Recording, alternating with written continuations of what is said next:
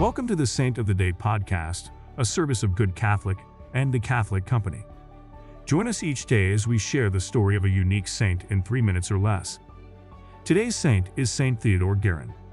Saint Theodora Guerin, who lived from 1798 to 1856, also known as Saint Theodora, was born in Étables-sur-Mer, France, towards the end of the French Revolution. She was a pious child who loved prayer and who knew her vocation was to be a nun.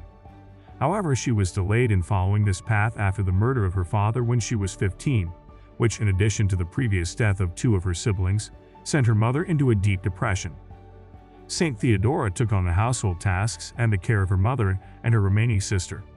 Finally, when she was 25, her mother gave her consent, and Theodora left home to enter the religious life. She joined the Sisters of Providence, who served God by educating children and caring for the poor, the sick, and the dying.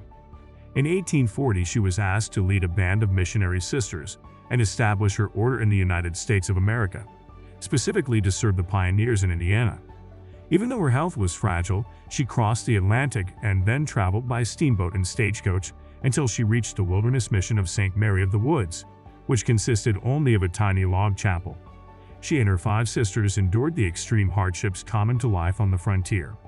Less than a year after arriving, she opened an academy which became the first Catholic women's liberal arts college in the United States, still active today, called St. Mary of the Woods College. St. Theodora also established numerous schools, pharmacies, and orphanages throughout the state of Indiana. She was beatified by Pope John Paul II and canonized in 2006 by Pope Benedict XVI.